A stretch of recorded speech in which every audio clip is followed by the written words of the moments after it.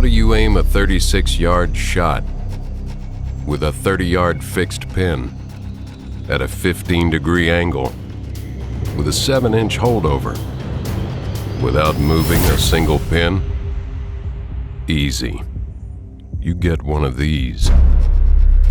Zero, the auto-ranging digital bow sight from Garmin.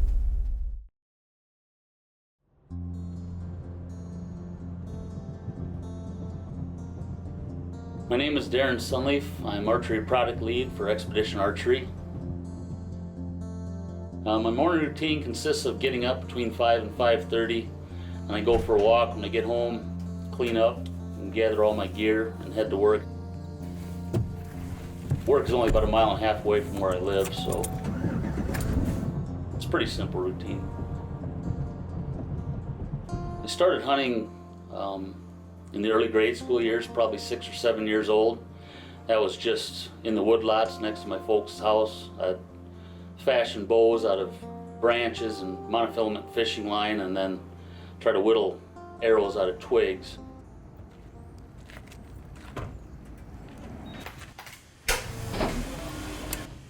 I like the fact that I'm building something that I've been interested in doing since I was very young and have no real intentions of ever, giving up on it as long as I'm physically able. I like the quality that goes into the product and the time that everyone spends wanting to get it right.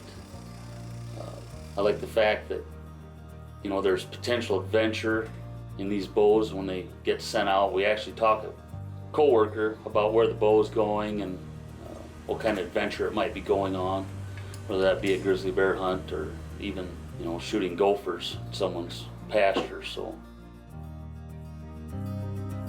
Yankton, South Dakota is small town America. Yankton, South Dakota is an archery town. Expedition is American archery.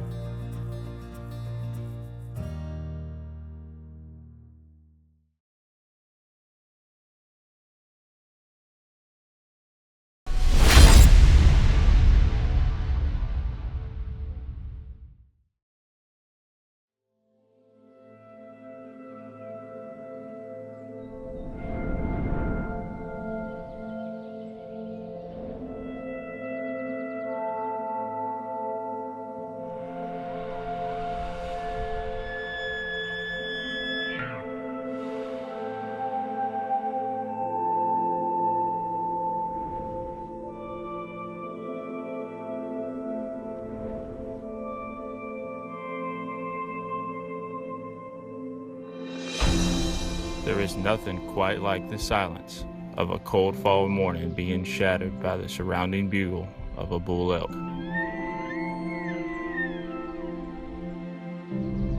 Nature has a way of creating visual poetry that a pen simply cannot duplicate. Every day, God paints a masterpiece that captivates our mind at the wonders of His creation. And New Mexico is one of His works of art that is named very appropriately, the Land of Enchantment.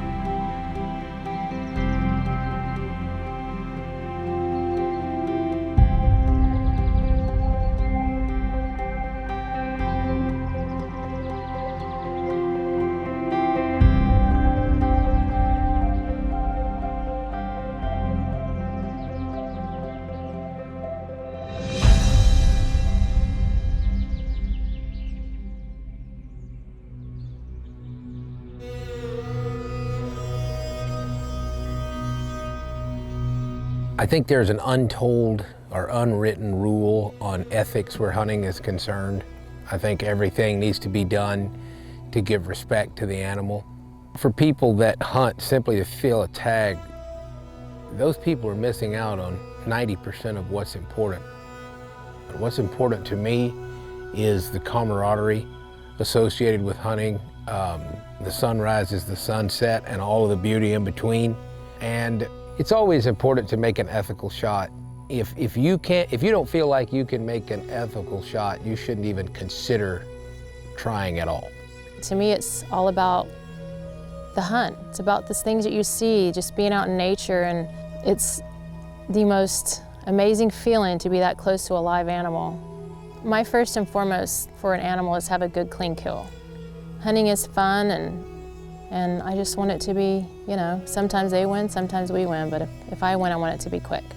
We're pretty fortunate to have the area that we have in New Mexico to hunt elk. It's a giant private ranch. We only take just a couple elk off of there a year, and we're the only ones that get to hunt it.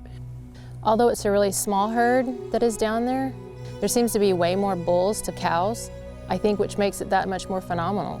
They're very responsive. You know, when they hear a female cow call, they're excited and they're coming. So it just makes it outstanding.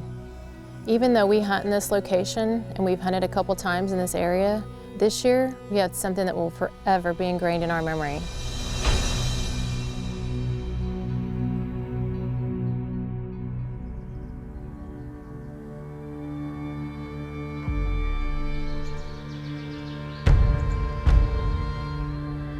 We're trying to glass off these canyons and find these elk. We hear a bugle, everybody points in the same direction, kind of start putting a game plan together to get in there and try to get set up and get Stephanie in position to call it in.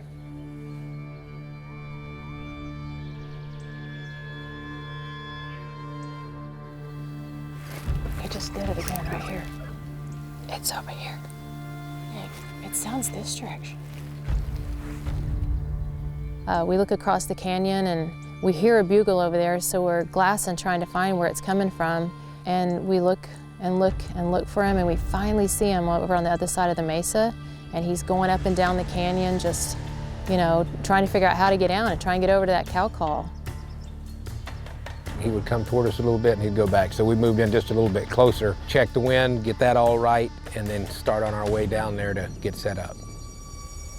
We kind of had to go down a little ridge, and then it kind of had a little plateau, and it opened up just a tad between cedars, which was a pretty good place for us to set up and try and, you know, cow call and pull this bull through the cedars so we could get a shot at him.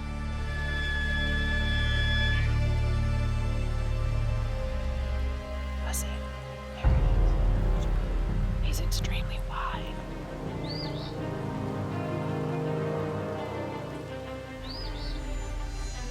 Well, he drops down below the ridge there, and you can't really tell how far he is. And then I could finally hear him clunking, and I know that once you can hear that elk's clunking, he's within 50 or 75 yards, and I know now this is it. He's coming. He's gonna finish.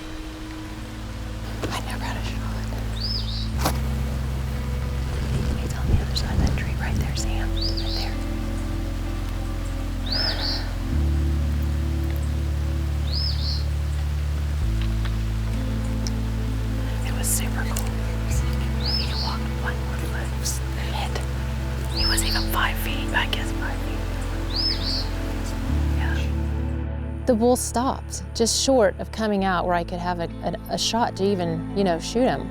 I could literally just see his nose, I could see the fronts of his horns, I could see the smoke coming out of his nostrils. He was so close to me, I could count the hairs on him, he was that close.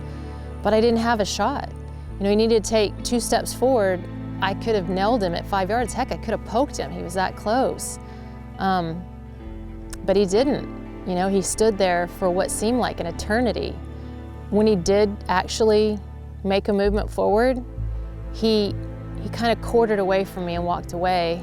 You know, of course I still could have shot, pulled my bow, but it wouldn't have been an ethical shot. I would have shot him straight in the gut or in the hip.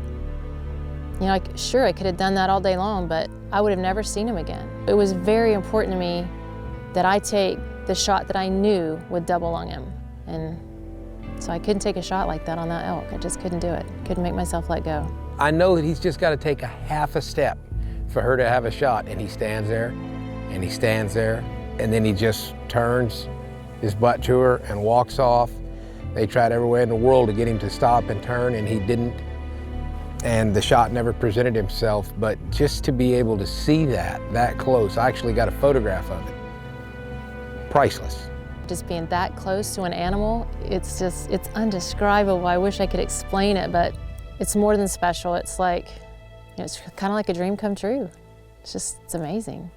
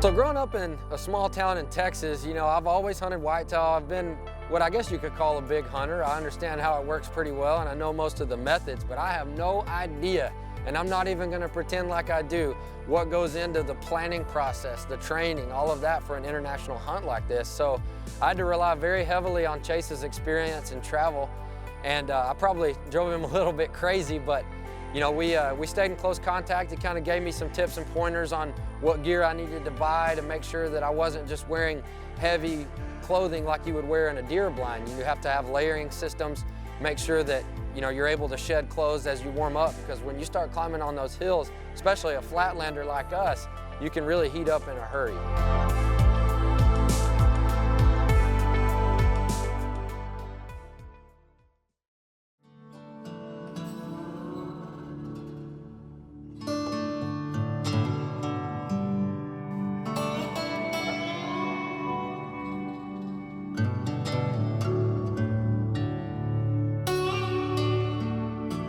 We had some cooler weather blow in overnight, so it's a lot cooler than it has been, and we can already hear fallow croaking and the stagger on the move. It's got everything up. So what's the plan today? What do you think? So the plan today, we'll do a bit more bush stalking today and hopefully come across a good stag. We'll probably see a whole lot of animals since the fallow bucks are just starting to croak, so they'll be out in force, and with a cooler morning, well, the animals will be up feeding, trying to get fat. So Well, I'm excited. Let's go. let's go.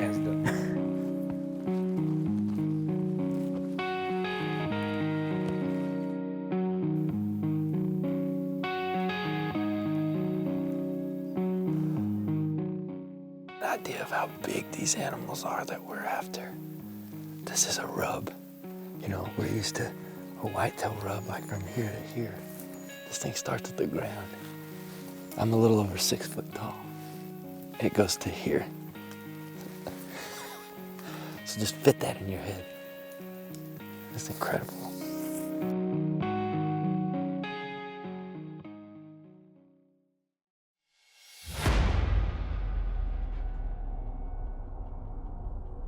So we were walking along and Angus spots a stag. We didn't really get to see it because it looked like we had spooked him. And then all of a sudden Angus said, no, he's still there. Oh, he's still there. Must have been another one there. I heard something run off down there. He's just up there, he's rocking up the bushes.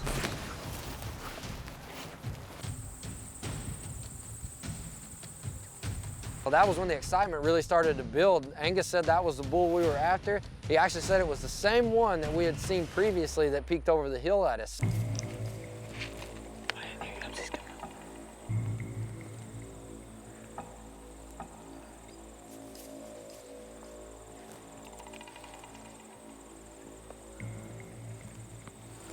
He just jumped off. There was no time to get anything set up for the shot. We positioned the camera. Sure enough, right as he did that, he starts coming back across.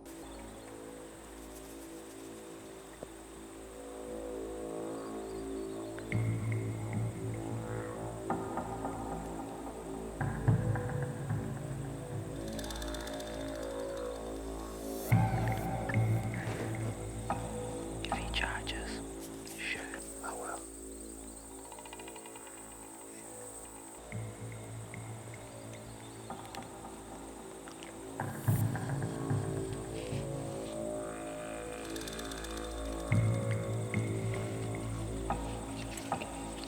Slowly worked his way, kept looking at us. Took him forever. I felt like we were watching him for an hour. It's like he knows what we're doing. So I didn't have a shot. I wasn't gonna be able to use the sticks or find a rest. I was just gonna have to shoot it offhand. So I just dialed that Vortex scope back down to 4 power where I felt comfortable. You ready?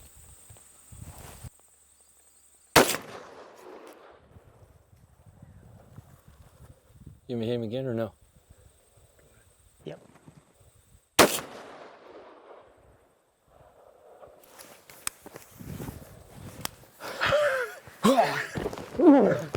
Awesome. Well done. He just went Well down. done. Oh, New Zealand, first red stag ever. Oh, Totally awesome. look at that. Thanks, man. That was awesome. It was a feeling that not even words can describe. I didn't know whether to laugh, cry, pass out. I didn't know what to do. It was so amazing to see that and to know that the mission was accomplished. You know, what we came here to do was done. And I just couldn't wait to get up there and get my hands on it.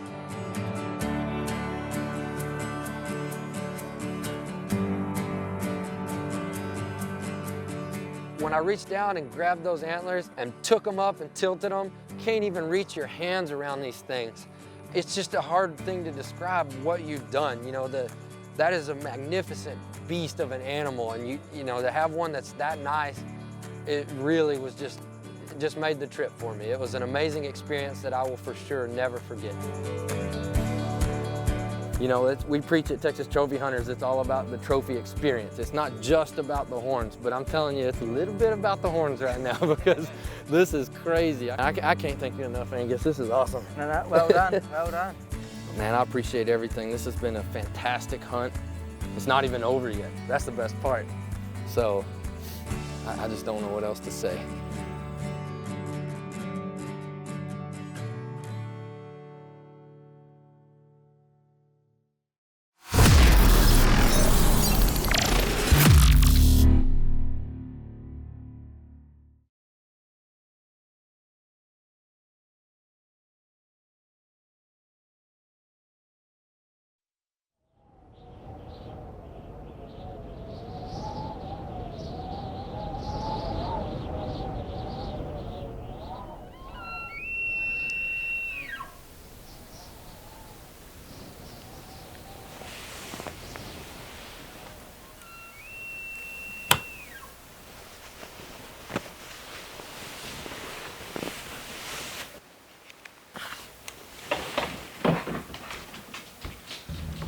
I can't sleep. I lay in bed, stare at the ceiling, and I can't escape the sounds of screaming bulls. I'm in Texas tonight, but my heart and mind are under the stars of the Gila Mountains. We're weeks away from getting on the road, and every day I'm working on preparing myself mentally and physically. I can't help but envision that perfect opportunity and how it will play out. I hear the bugles a few hundred yards away and start to move toward them under the cover of what the mountain offers. The mature and dispersed pine trees make for a difficult approach. I feel the wind in my face, and I slowly move toward where I think the bulls are headed. Each step I take is crucial as I attempt to move silently across the challenging terrain. After several minutes of silence, I hear an aggressive raking of a tree. The desire to close the gap is indescribable, and I can feel it in the marrow of my bones. But the reality is that it's 5 a.m., and I have a lot of work to do.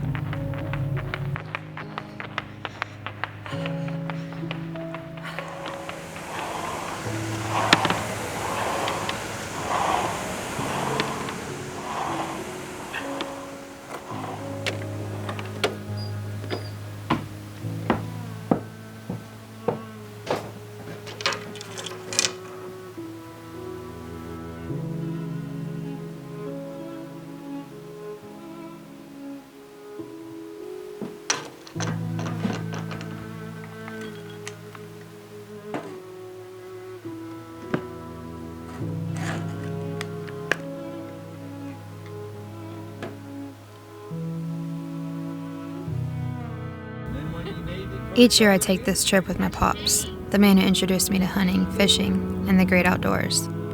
Growing up in Texas meant hunting in tree stands and ground blinds, rather than spot and stalk hunting. I can still remember going out with him on the ranch in the old Jeep, loaded down with bags of corn. I'm fascinated by the hours and miles spent scouting by the guides here in New Mexico just in preparation for this season. Back home, we spent most days attempting to manage the predators and growing hog populations to give the whitetail the most opportunity to thrive. Whitetail management rules were strict at our camp, and if you saw what you thought was a mature cull buck, you had better get footage of him and bring it back for everyone to review before you pulled that trigger. While the maturity of an animal is still a priority here, I often find that the idea of an animal putting food on the table for an entire year surpasses the desire to wait for the oldest bull. It's a different mindset, and one that I do respect because I'm quickly finding out just how hard it is to close the gap on these majestic animals.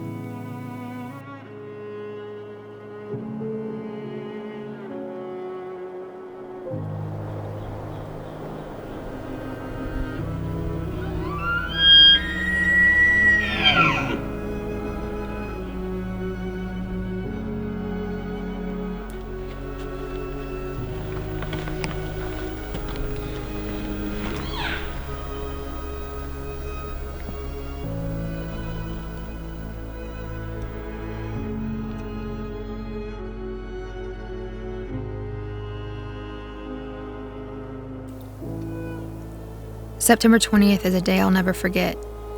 His smell was strong, his bugle deceiving, and he walked away without a scratch. I was within 12 yards of a beautiful mature bull with absolutely no window to release an arrow. It's a bittersweet moment, almost like a nightmare you want to relive over and over again. To be that close is a success in itself, but for days I've dreamt of seeing him again with no luck. I'm holding on to the fact that it's only day 6, and at any moment an opportunity can present itself. I'm tired. At moments I can only focus on the step in front of me, but I know I can't quit now.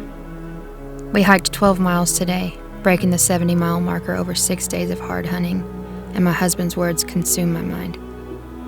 I believe in you, Bird. I've never been more confident in your ability with your bow. You've put in the time and the work. Leave it all on the mountain, even if you have to do 20 miles tomorrow.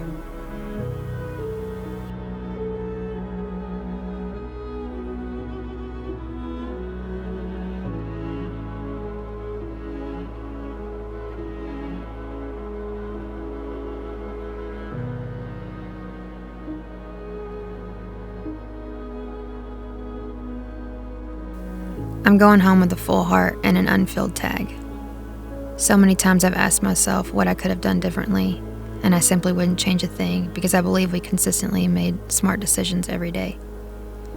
It's humbling that in one of the best units of New Mexico, with one of the most experienced guides I've ever had, and being within bow range of an elk 8 of the 10 days, that I still wasn't able to make it happen.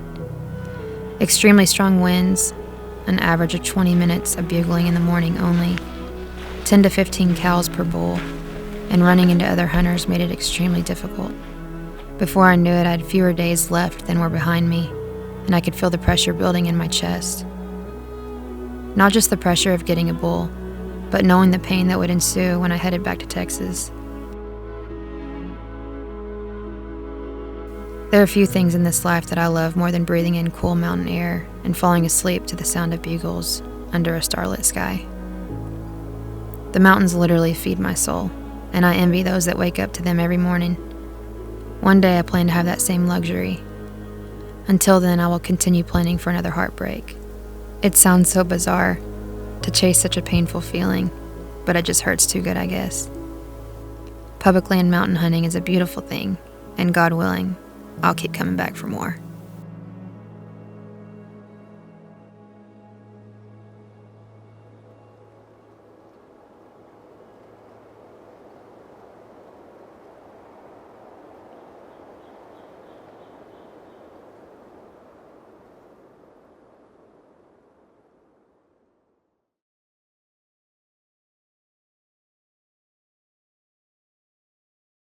Seven years ago, my mom fell from the barn rafters, breaking her leg, pelvis, and ankle, all in multiple locations. She was on bed rest for months following the fall, and I would stop in to check on her almost daily. We would pass the time by watching hunting videos, and during one of these visits, she told me that she wanted to go bow hunting with me in our home state of Colorado. I can't believe it. What are we looking at? My mountain goats. Can you believe it? I don't think any of them are young ones either. We're scouting for mountain goats. And it's exciting because we found some. This is going to be so cool. How do we get up there? That's a long ways up. I think we better find a trail that's a little bit closer. That will take 3 days just to get up there.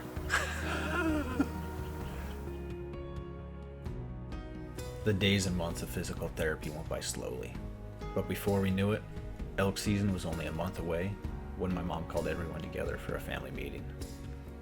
That night, I was hit with the worst news I'd ever received in my life. My mom had cancer. Lambo light chain myeloma. It's a blood cancer with a 5-year survival rate of 28%. My mom started oral chemotherapy on August 28th, but on September 4th, we were elk hunting. That first season went by quickly, and although we came close, my mom was never able to draw her bow back. Since that first hunt, I've made it a priority to be in the woods with my mom every September. And although we've had many close encounters and a few opportunities, she's never been able to seal the deal. This was the first season I didn't go elk hunting with my mom since her fall. But that's because she drew a mountain goat tag for the high elevations of the Colorado Rockies.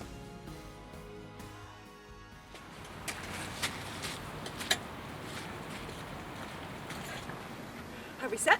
Yeah. Okay, let's do it. What? You're supposed to talk for a second. Oh, what am I supposed to say? Just talk about it. I'm ready. I want to go. Let's go do this. Going on a hike in the mountains with my bow to look for moving snow. Yay! Nanny. First day. Here I come looking for a nanny. She's right up there. And we're going to find her.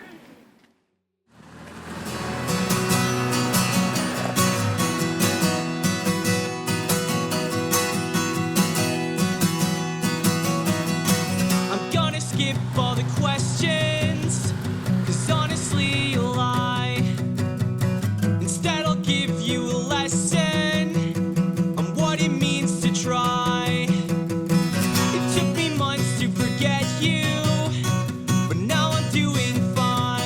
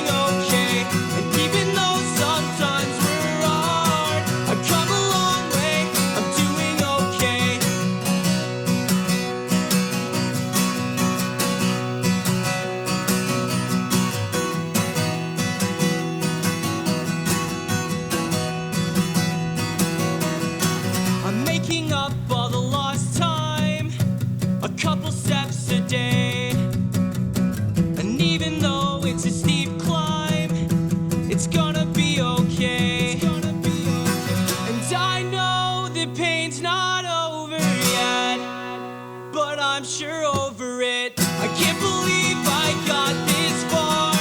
I've come a long way, I'm doing okay. And even though sometimes we're hard, I've come a long way, I'm doing okay. I can't believe I got this far. I've come a long way, I'm doing okay. And even though sometimes we're hard, I've come a long way, I'm doing okay.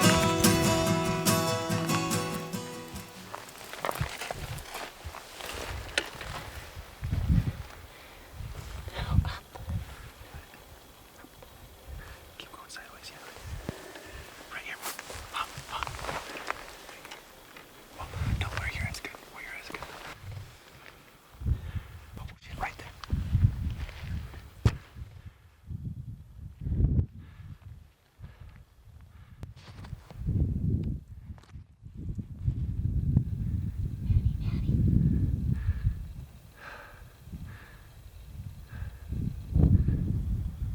Okay.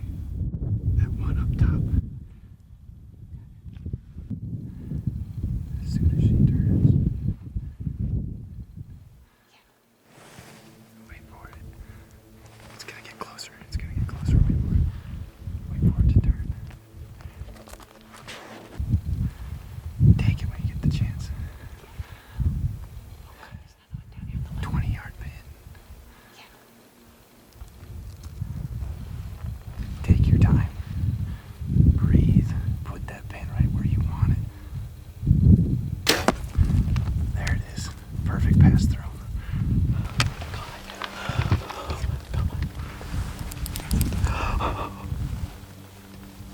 Can you believe it? My 20-yard pin. Oh my word.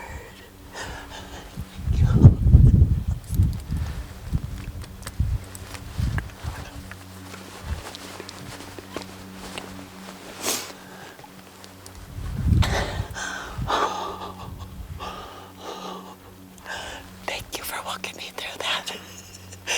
You're awesome.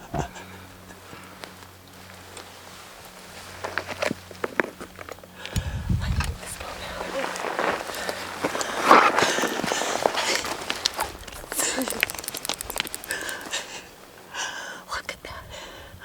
How far are we from the ranger? Holy crap, we went a long ways.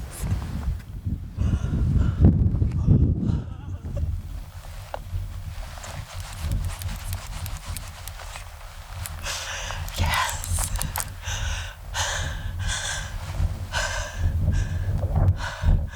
My heart is beating so fast. I hope her heart's beating this fast so she's over and done with quickly. I can't believe it. Like, can you believe it? Yeah. Awesome. Actually, there's been a lot of people to thank, haven't there? Oh my word. Oh my word. We couldn't have asked for better. Really, we couldn't have. It was perfect. Managed to climb around, get out of the wind, so I could hold steady. It was a good shot, right? It was a good shot.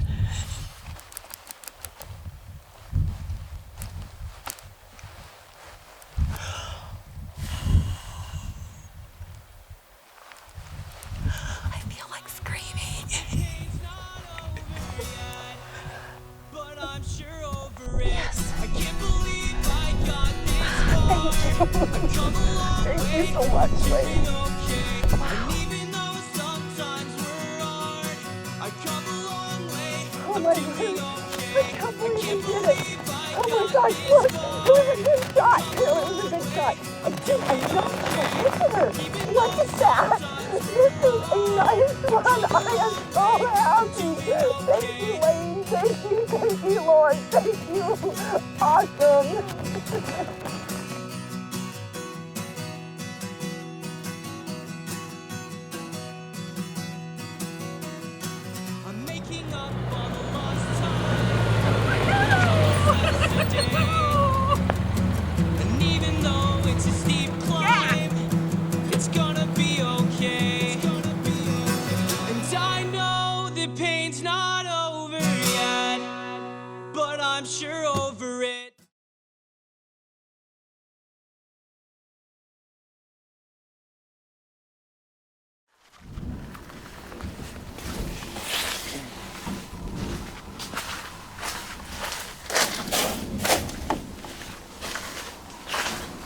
My name is Jason Matzinger. I'm an avid hunter and passionate wildlife conservationist.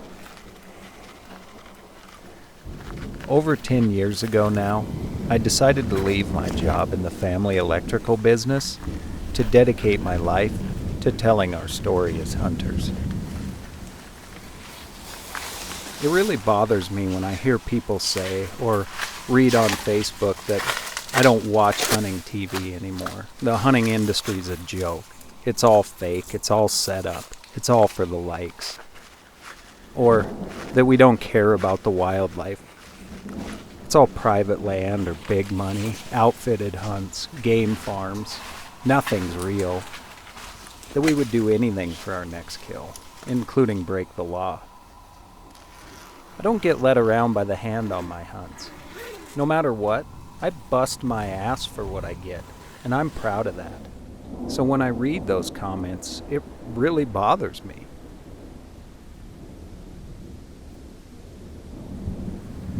Now, I'm not going to sit here and try to tell you that I'm a better hunter than you, or a better hunter than anyone else for that matter. I make mistakes. I make a lot of mistakes. I don't always make perfect shots, and I certainly don't always make the right moves. And honestly, I can see where they're coming from when good, clean content is barely recognized. Yet things that embarrass me as a hunter are skyrocketed to the top of most people's news feeds. And somehow, it transitions to fame and sponsorships. But there's no future in that for hunting. We can't just sit back and let the actions of a few speak for all of us.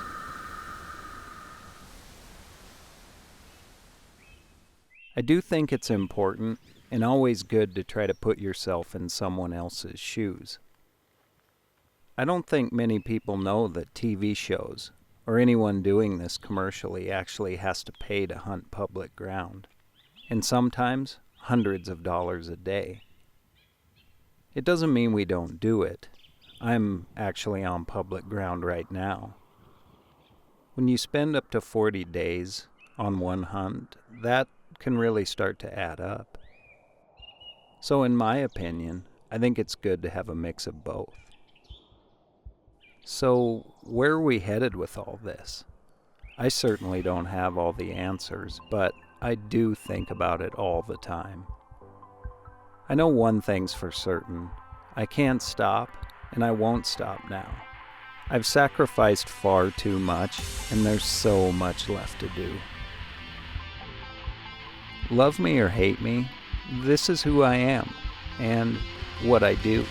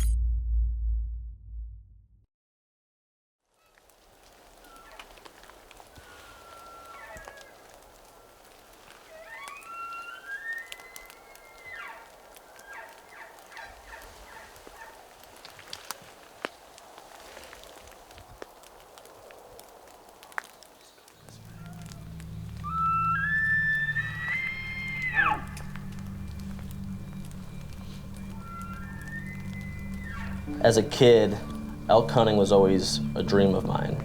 And as I get older, I want to put myself in more of those positions that challenge myself as a hunter.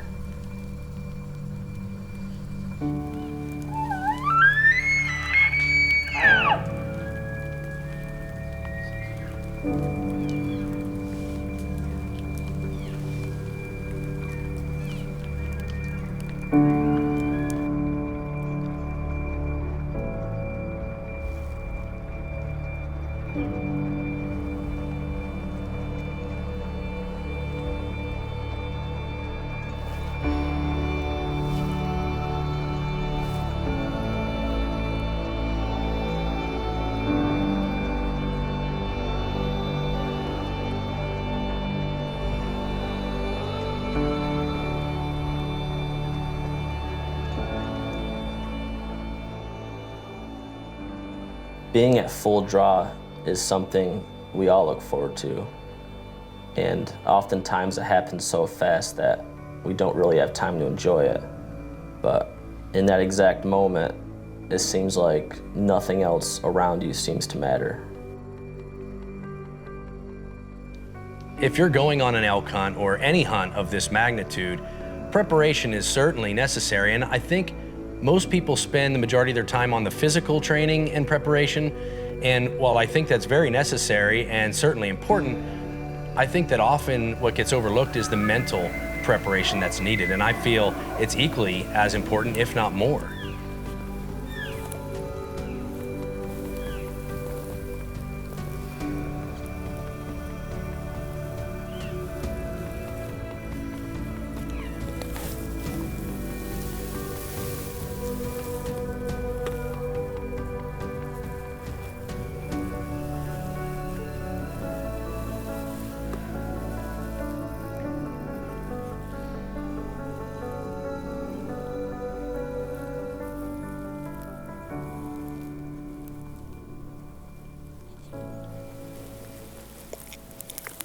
See the big one.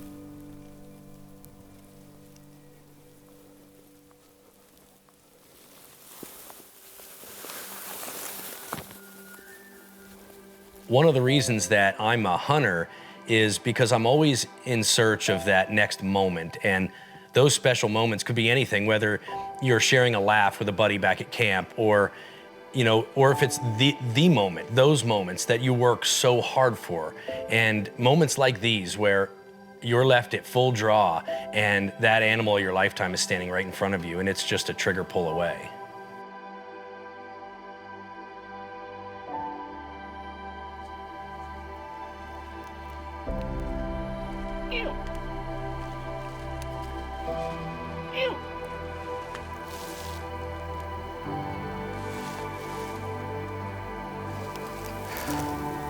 You gotta be kidding me. Did you have him good?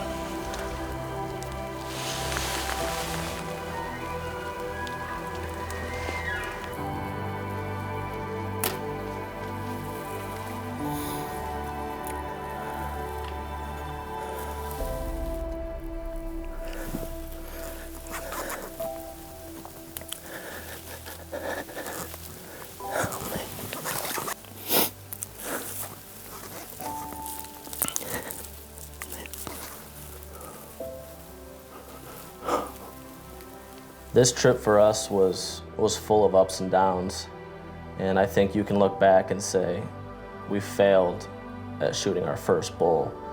But when we look back at that trip and think of who was there, family and friends, that trip was exactly what we wanted. Sure, we didn't get our first bull, sure we still have our tags, but when all is said and done, our encounters, our laughs, our memories, they were successful. So to us, that trip was exactly what we came to Montana for. In the end, I hope that I one day have another opportunity like I did that day in Montana, because when I look back on it, I realized that I failed myself. But I also saw the positives, and number one, it was my friends, my buddies back at camp that lifted my spirits back up, got me back on that mountain. But number two, and I think most importantly, it's the struggles, it's the failures that taught me a lot that week. It's given me the knowledge to better myself moving forward. Are we going home with that elk in the back of the truck? No, we're not. Is that ultimately why we went to Montana? Yes, it is, and I'd be lying if I said that it wasn't, but we're not afraid to admit our failures, and I think it's because we realize that it's going to help us and it's going to help others. And I think too many people are. They feel like they're going to get a finger pointed at them as if they've done something wrong by making a mistake. But in fact, it's those failures that are going to help educate us as hunters and us as an industry overall. And I think the quicker that we can all get to understanding the true differences between success and failure and how one views another, and be cautious in how we promote it, I think the quicker we're going to get to getting the industry as a whole back on track and the traditions of hunting back to where they belong. What we need to do now is it's no longer good enough to just focus on what kind of ammo you're shooting or what kind of broadhead or what kind of bow, what have you.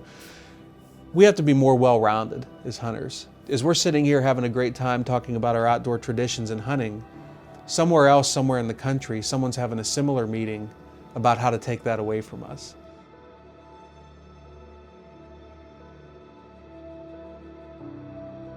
So important that we're not just concerned of taking that trophy pick, putting it on there and showing that you harvested this trophy animal. I think we need to show everything that's involved in what we're doing. Use social media to our benefit because it's out there and it's reaching a lot of people, so we need to keep it positive. And I think just stay away a little bit from just all completely concentrating on that trophy animal.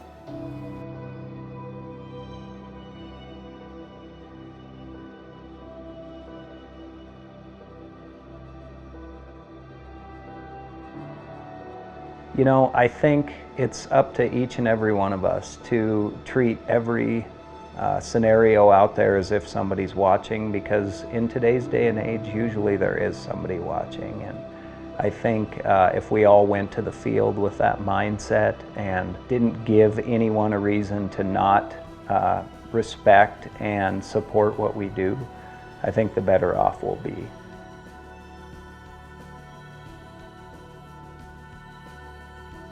Don't think that you're going to make a lot of money. Don't think that it needs to be exploited.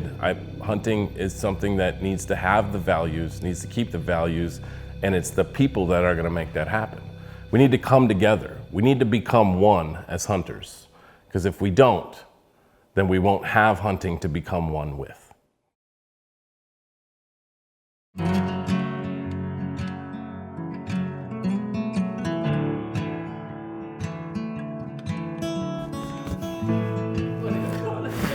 Did I just make it worse?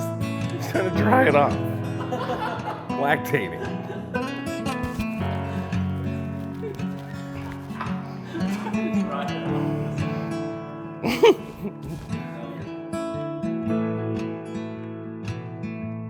Boys, everyone. Hey, Quack. Gotta put it in. Get in here. Pounding it. On 3, dead elk. Ready? 1, 2, 3. Dead elk. Smell that? I do.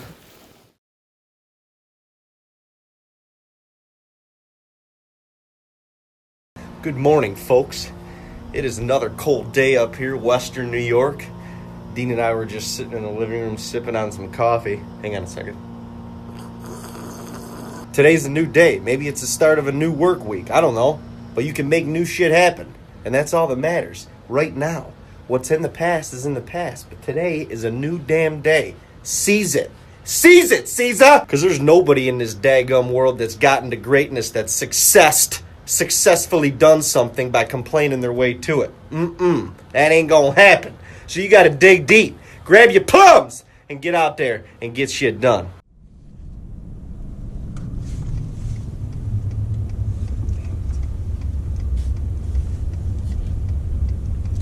I'm just taking a ride around our block here because our wind's not very good. David decided to sneak in to a spot. Sorry, I'm trying to let someone by me. And I just saw a really good buck on a doe in this cut cornfield. Really good buck. Go around one more time, see if we see him. If not, hole up in here somewhere. I'm trying to see where they were going. Over here. You see him in there?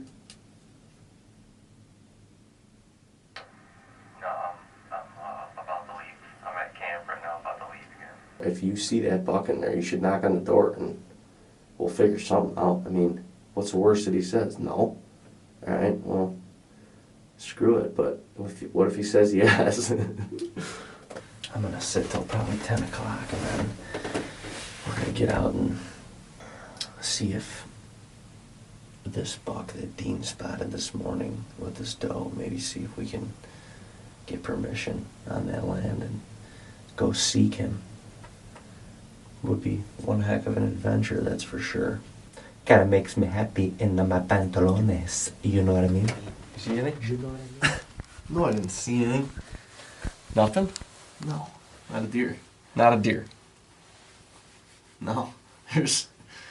Did you knock on his door? I didn't see anything else besides those two. No, I didn't knock on his door. Why?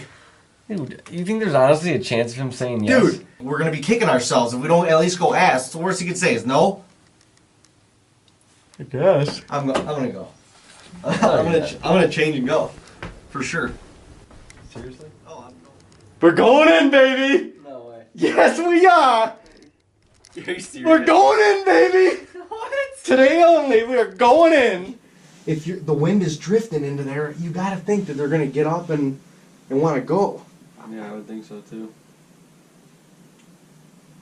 We got one shot. We got one shot. Like this is it. Fun little. We have one. This is so old school. Yeah. It's out of control, and we're gonna try and get this on film. It's insane, and this is a freaking stud. I'm just gonna crawl around that little, like by that pole, probably, right? Right. Yeah. One pole. Yeah. Maybe just around it. Right. Just around it. Dude, Let's go. this is it. This is a good opportunity. I know.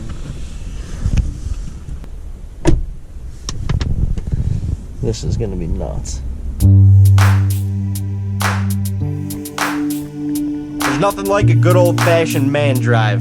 We've really moved away from this style of hunting, but Dean and I growing up were used to getting 15 to 20 guys and lining them up on either side of a big patch of woods and driving deer out. It seemed to always be successful, but I think that was mainly because we were hunting deer. Literally any deer was going down. Today's situation is completely different. It is me, Dean, versus one mature buck, and we are trying to document this whole thing on film by ourselves.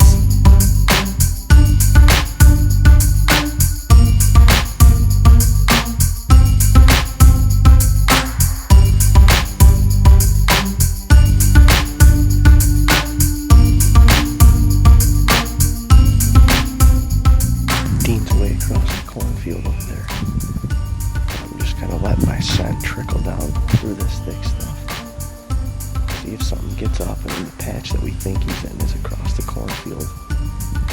But I just kicked up a good buck right on top of this hill right here. Threw the camera and ran.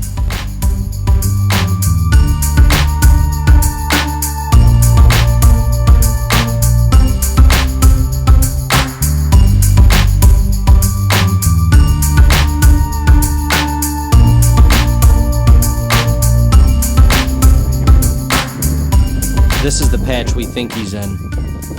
We just had to check that one. This is the one we think he's in. God, if he's in there,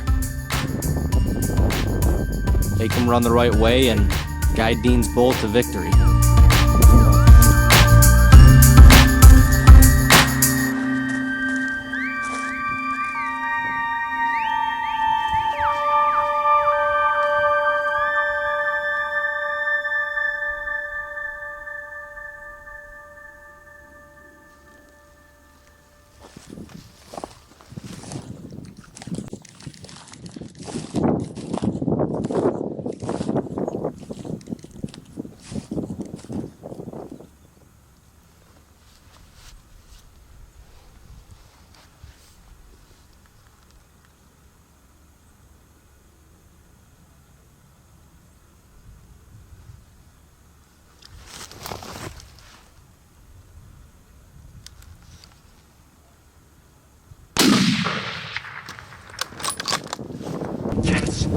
No way. He might have just got done.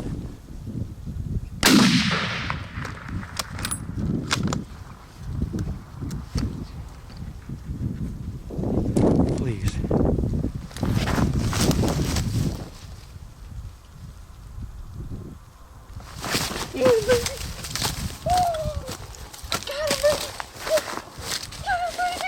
You gotta be freaking kidding me! You gotta be freaking kidding me! You gotta be freaking kidding me! Yeah! That had to be Dean. That had to be Dean. That had to be Dean. It doesn't get any better than that, baby! It doesn't get freaking better than that! Was that you? Question mark. I need to hug David right now, because he just pushed a dandy to me. Give me some of that, baby. Give me some of that. Give me some of that. We got him, baby. You got him, dude. Are you freaking serious, dude? You pushed him, baby. Yeah, baby. Oh my God, dude, you got him. This is an incredible day. David was, I heard him jacking around the basement this morning, saying, when you think you're done and when you think it's over, you got to find a little bit more juice left in the tank, because it's not over till it's over. But Dave snuck in this morning. I decided to just take a couple laps around our block and the properties just to see if I could see what any deer are doing. And at sunrise, I spotted this buck hard on a doe on a property that we know this guy doesn't let hunt ever, anybody. And David had the balls to go up and ask for permission, somehow snuck out one day permission to get in there, and we made an awesome plan. Good Lord, there's 3 days left in the rifle season, and we've been about burnt out. You know, a day like today brought Dave and I so much back to our roots, and we always reminisce at dinner, you know, how my great-grandpa had a way of hunting, my grandpa had a way of hunting, my dad, my uncles have their own way of hunting, Dave and I have our own way of hunting, and just all the stories that combine with those strategies. You know, we cry laughing at some of them, but Dave and I were able to take little pieces of our past, honestly, combine with the knowledge we've gained over the last 10 years, and we pieced it together into a successful hunt. And we can grow, we can change as hunters and even as people. But my neighbor actually said today, a leopard doesn't change his spots. And as far as coming back to our roots and the result of today in the hunt, Dave and I are pretty okay with that.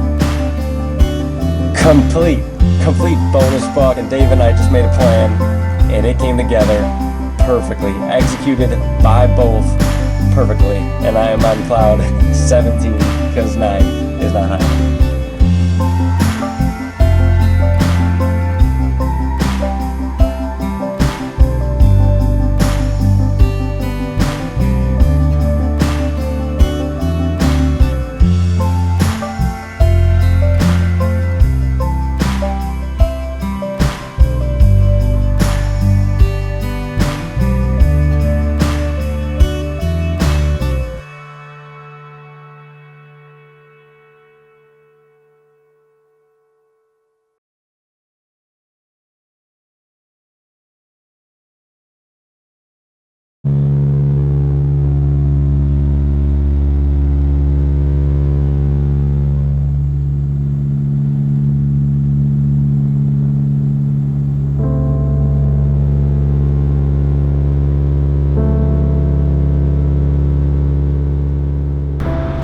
Couple more legs and we're almost there. We get overnight in Anchorage, headed to Unacleat, a little village on the Bering Sea, and then from there we'll fly into camp this afternoon, a couple-hour hike into a camp, set up camp, and get some rest and start in the morning looking for some big grizzly bears.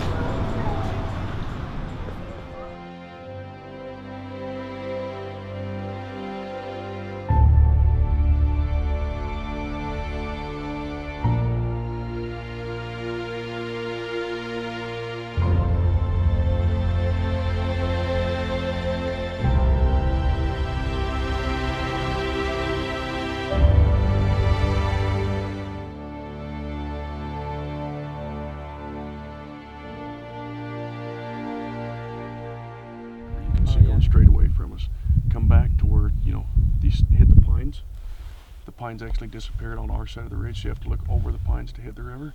Yeah. Just Oh, I go got it. back. Oh, yeah, I got it. A little longer neck, isn't it, Lance?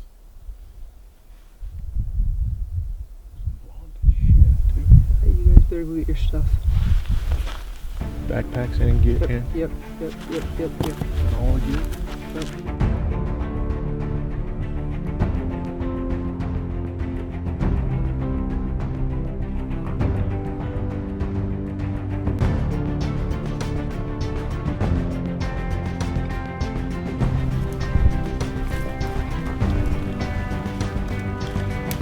Trees? We're done. Way harder. I mean, seriously.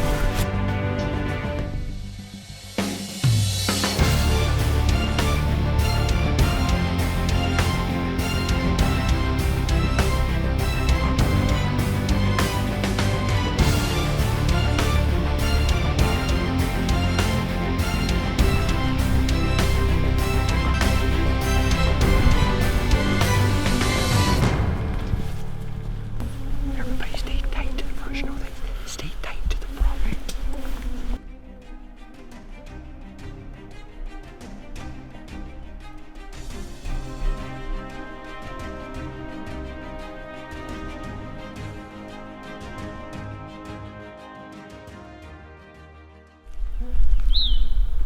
At least we got to go on a walk today. Got some exercise. We're gonna get a bunch going back. Yeah, I know. That stuff sucks to walk in the tundra.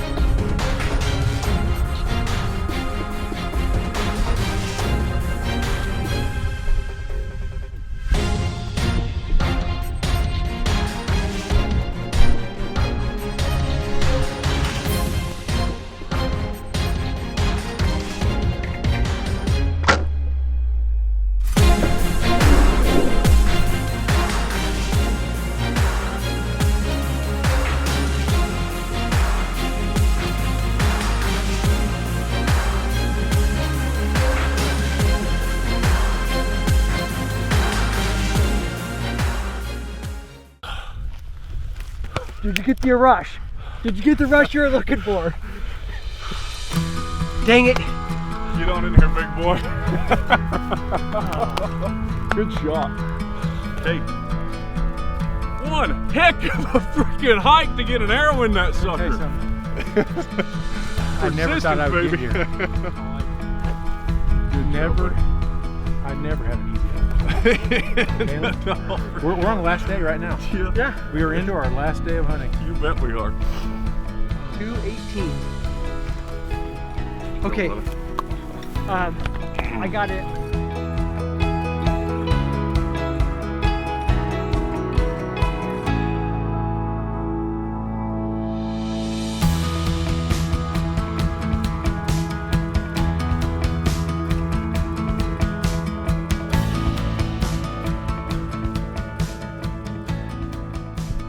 Hey.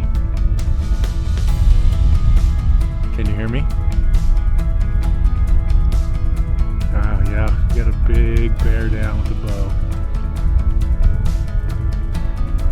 Oh, I know, good, big one. We got it. It was awesome. It was unbelievable. 2:03 a.m. I know. I mean, it was about as big a walk as you could make. Kaylin spotted him, I don't know how many miles away, and we just said, well, it's our last chance, and we took off. And you couldn't have, you know, put it any better. He walked past us in this opening at 67 yards, and it was perfect. Perfect. Oh yeah, it's all perfect. Yeah. All right, I love you. Love you too. Bye. Love you too. Bye. Unbelievable.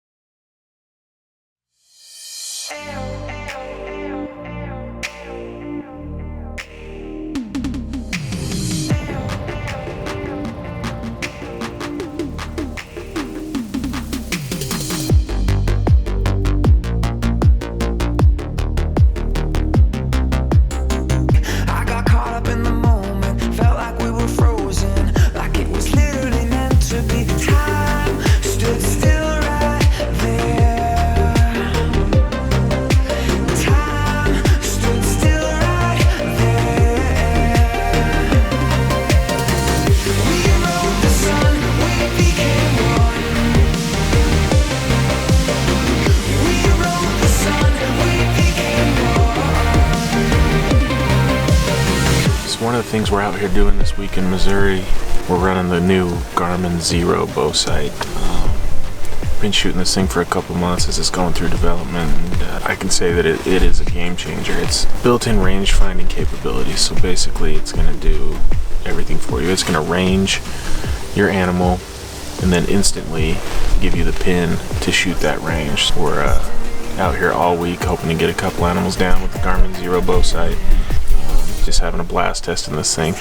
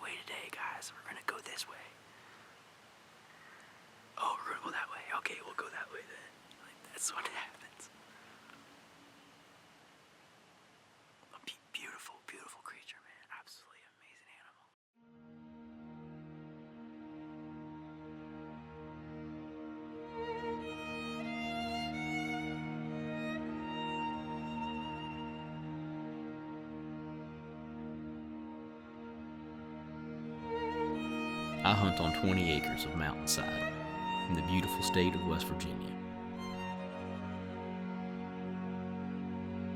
Given this limited acreage, I have come to realize that I cannot control what deer go and come across my property.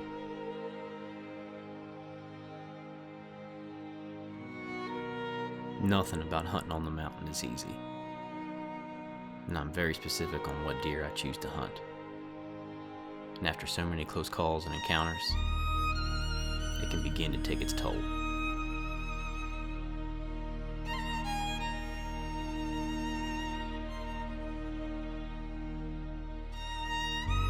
I keep telling myself the only thing I can control is me, but even that proves to be a struggle.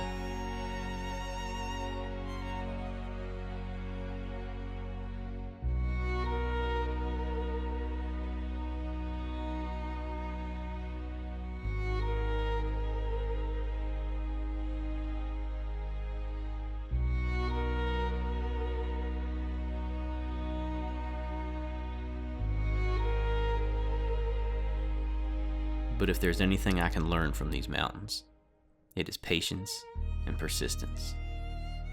For they have stood the test of time, and so will I.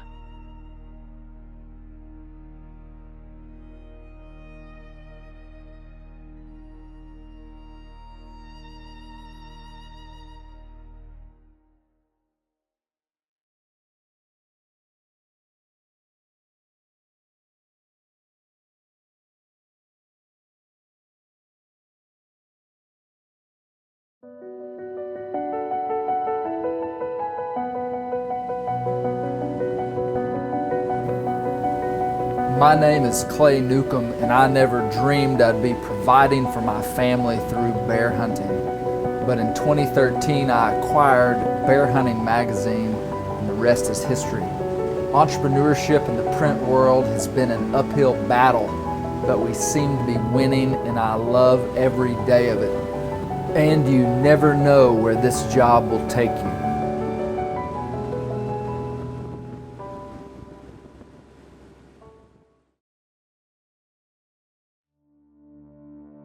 A lot of people don't understand a hunt like this. They might think that hunting over bait or sitting over a can or whatever they say is not hard, not an adventure, not fair chase. I promise you, they've never hunted with us, and they've never hunted here. This bear hunting thing is legit. Did you see the bear? Within minutes of our arrival, a boar showed up, and not long after him, another bear arrived. They all wanted to get a closer look at us. These bears had never seen humans before. Within a few hours, a very mature boar showed up. This was the kind of bear I'd traveled across the continent to see.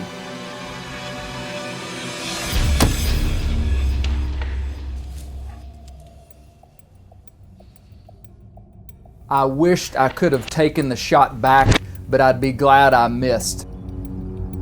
Not long after, a blonde sow and a boar arrived. They frolicked around and all but bred right in front of me, displaying some spectacular bear behavior. Then he showed up.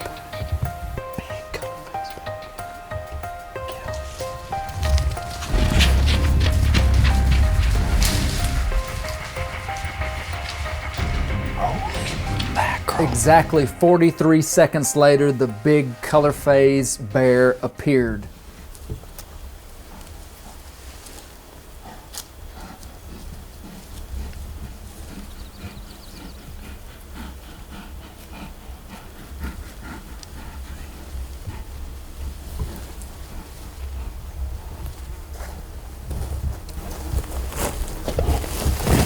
Holy crap.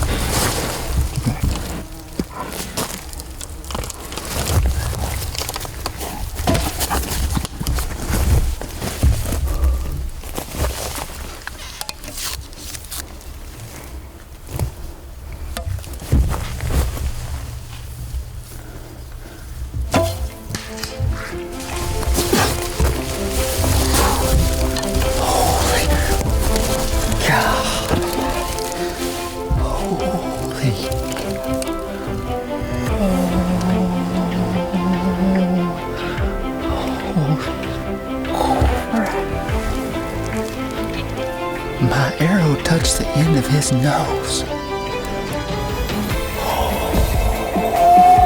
I thought he was going to get in this spot with us. We just about got ate by a bear. Hunting spring bears is a conservation hunt designed to reduce calf predators. It also provides some bear on the ground excitement.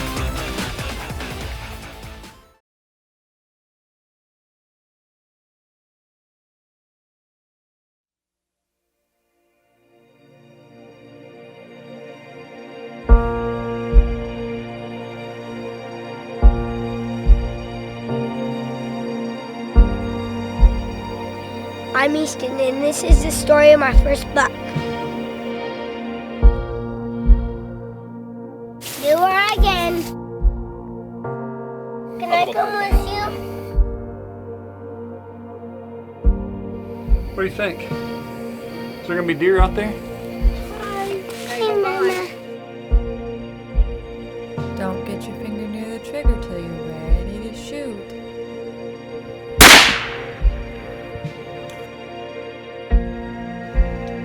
You did it?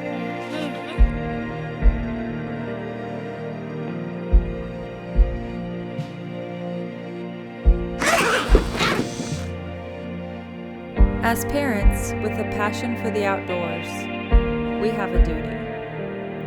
A duty to not only raise a kind and hard-working boy, but also a duty to share our love of the outdoors with our son. Houston, it's time to wake up. It's deer season. Are you go deer hunting, dude?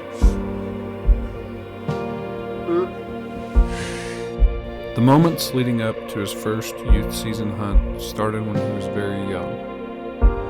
Involving him in every aspect of deer season has always been a top priority.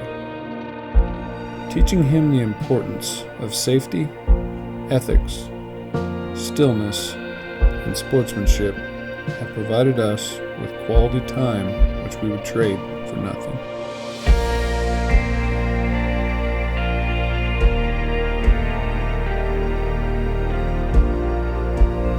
Easton's first hunt was a moment we had looked forward to for years. We never dreamed we would walk away with the story that we wrote that day. Today is opening day, and we're out at the doe hole. This morning we were here and we saw 2 bucks chasing 4 doe. We hope that we're gonna get one of those bucks, probably the bigger one, up closer and get it and see it flop.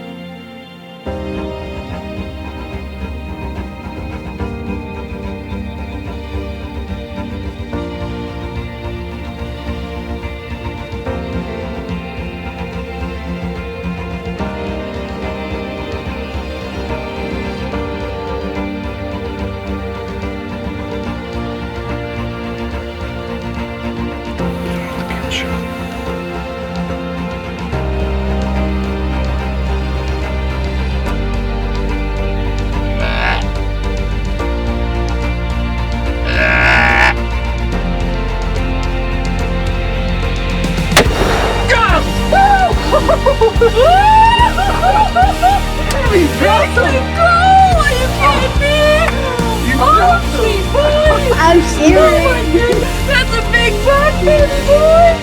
My heart's going so fast.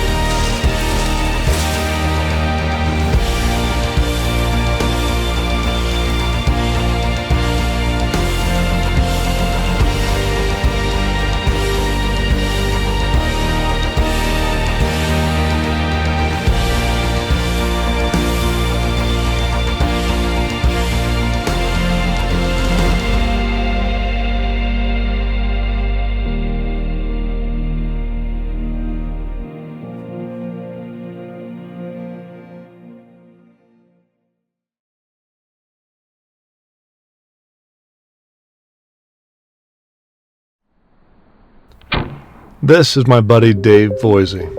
For a little more than a decade, I've watched Dave evolve into a remarkable bow hunter, as well as pass the great heritage of hunting on to his two kids. Dave loves to capture the thrill of the hunt for himself and others behind the camera. He has utilized this passion and talent to build a successful production company through which he gets to share it with the world. Dave has taken some giant bucks, and this year his desire is no different. He has had one deer on his mind since early summer, a giant 8 with matching kickers coming off his G2s, and a beautiful drop tine to boot. Our target buck is under a tree stand right now, and we're getting ready to head out. I love how I brought a knife thinking that I'd be tagging a deer tonight.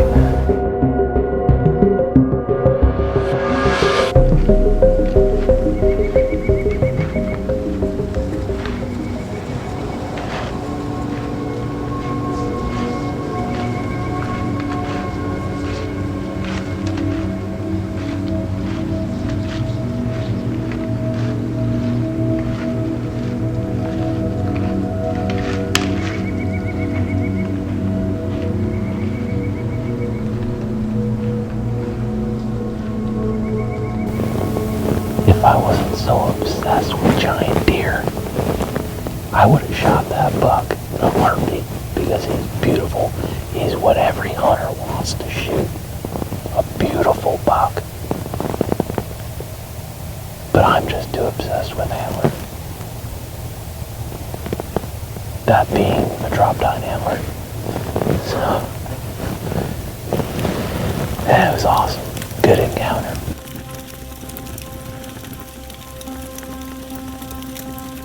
Ben Steiger is one of those guys that if he finds something he loves, he wants to share it with everyone he knows. Ben loves to hunt, so every opportunity he gets to take his family, his friends, or someone new, you can guarantee that he's going to. The arrow goes on the bow underneath the knock indicator. Odd color feather facing out. He also loves the sport of archery and has built up an organization that teaches the sport to youth around the world. Woo! All that being said, Ben has killed some big bucks and is always up for the challenge of harvesting a big mature whitetail. Over the last 4 years, he's been chasing a world-class giant whose rack is sporting some thick palmations, long tines, kickers, stickers, and drops. Truly the buck of a lifetime. This season, he's not willing to settle for anything less. He might not have been the 150. Maybe 135, 140. I don't know. Those brow tines were huge. Oh, goodness, I love this. This is awesome. Entering a challenge like this isn't for the faint of heart. We don't hunt for a living, nor do we own large tracts of land. The pressure on these bucks drive them to be nocturnal beasts, making them almost impossible to kill. To be all in requires a significant commitment and the ability to manage a mental game as well. Good Frosty Friday to you. Come on, old drop down. We're ready for you. November 26th. It is gorgeous.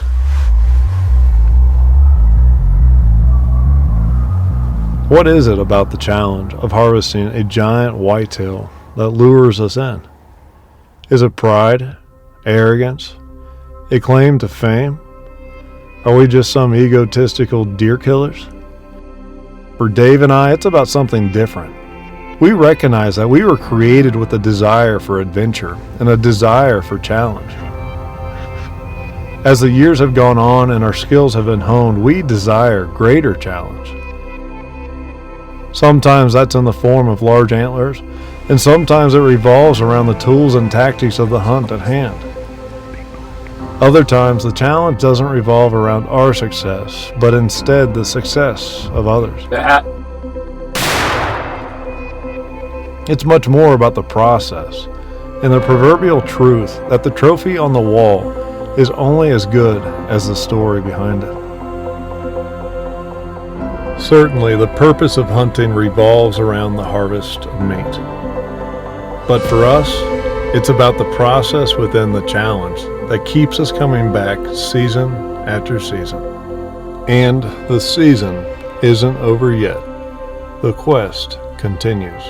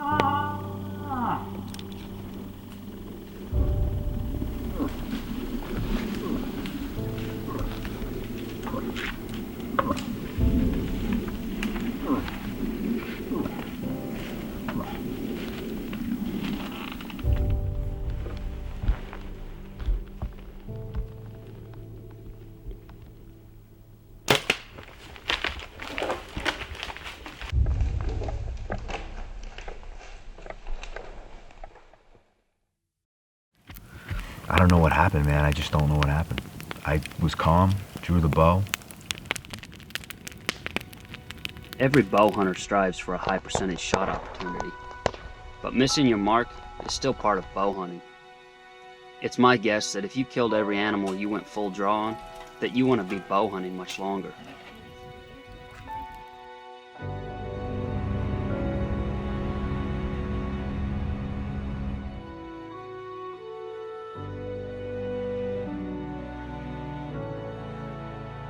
I think our best bet is we'll just stay together and we'll just make a circle back to the river.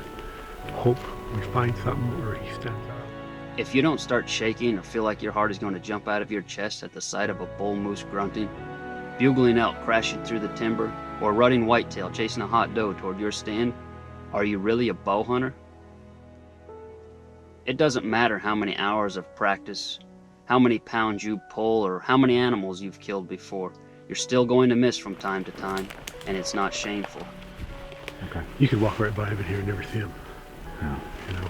And now with the rain, you will never see any blood or nothing.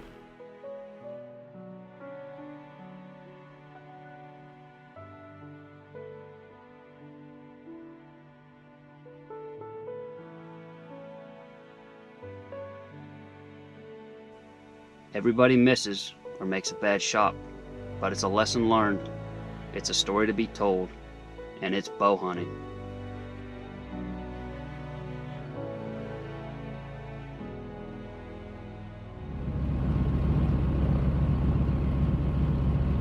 And when you leave camp, all you can do is return next year as a better bow hunter.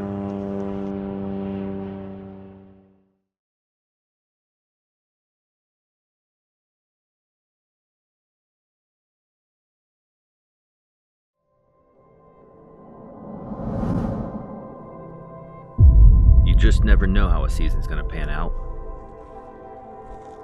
Most years, we seem to start slow, grind through a tough season, and if we were lucky enough, tag out in that last hour. Sometimes, it happens just the opposite of that.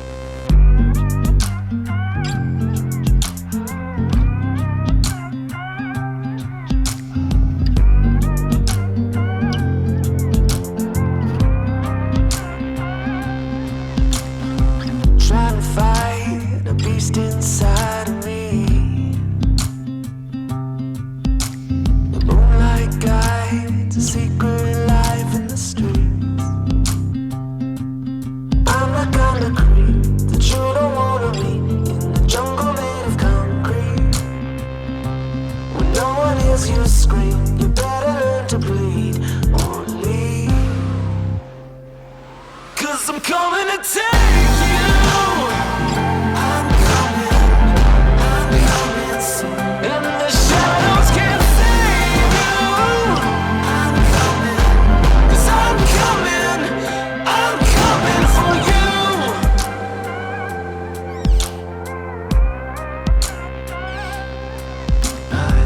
Vandalized with bloodshot eyes in a cage. Graffiti lines and sending signs without pain. A trouble's on the way that you don't wanna face. You better find a disguise. Leave without a trace or find another place to hide. 'Cause I'm coming to take you. I'm coming soon. And the shadows can't save you. I'm coming for you.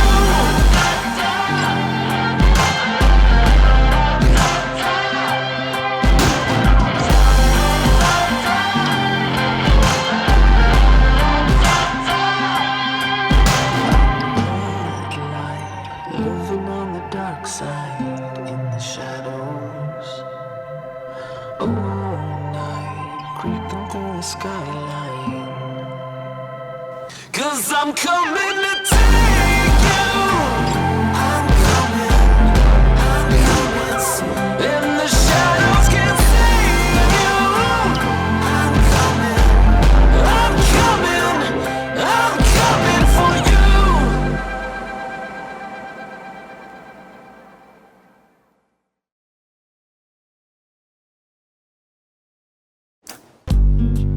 It doesn't matter if it's day 1 or day 60. Anytime you get to put a tag on an animal, you feel real fortunate. But a lot of times, it's those days in between success that we remember the most. Those days we spend alone, those days we spend with buddies, and those days we spend earning our next victory.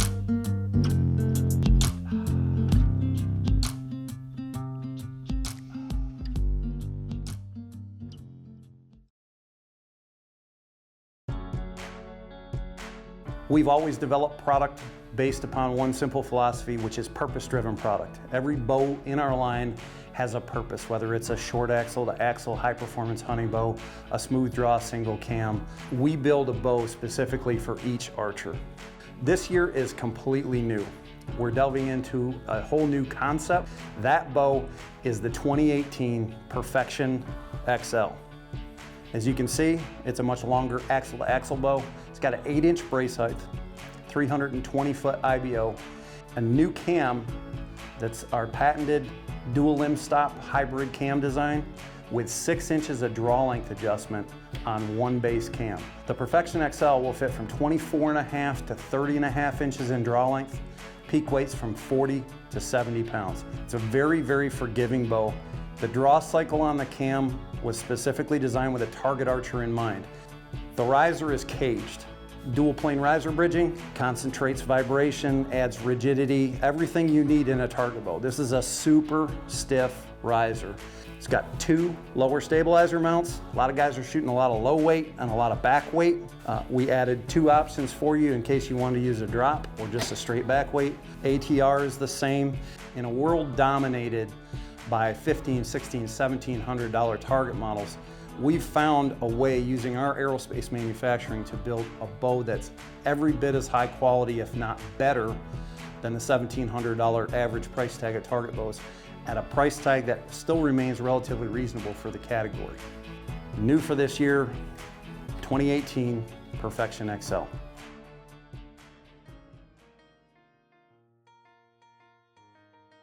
And what's new for this year at Expedition Archery? Badlands PAX has a new pattern called Approach. It's one of the new universal digital patterns that has become so popular.